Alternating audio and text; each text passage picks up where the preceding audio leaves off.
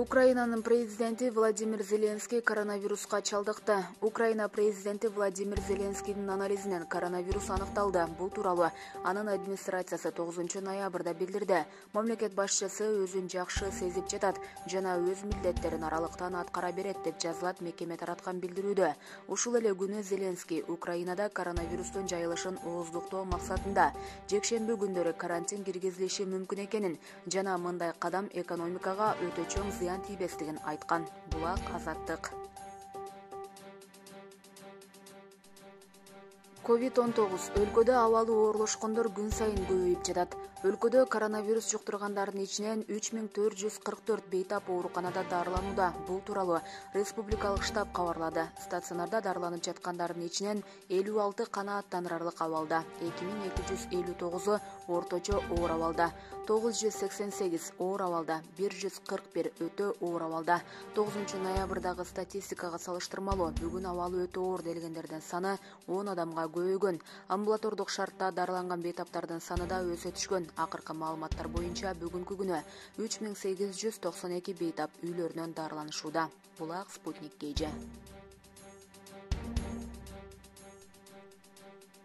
Экс-министр Космосбек Чолпонбаев жүрөгүнө операция жасатуу үчүн каражат таппай жатат. Мурунку саламаттыкты сактоо министри Космосбек Чолпонбаев жүрөк кан тамырларын текшерүүдөн өткөрдү.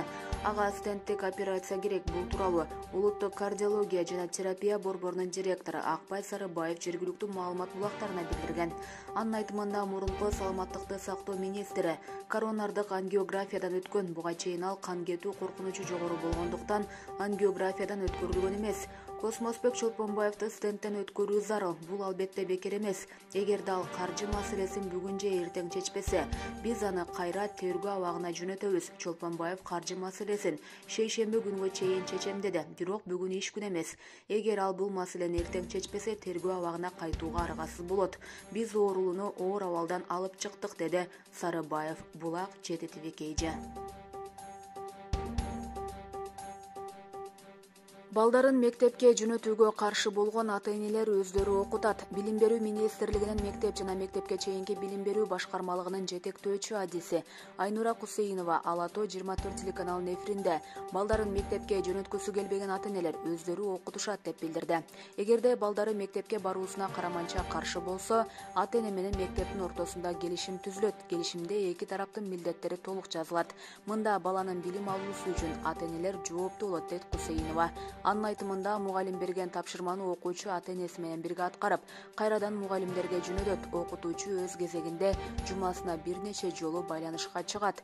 Кусейнованын айтымында реалдуу окуу режимине кайтуу зарыл. Булак Клоп KG.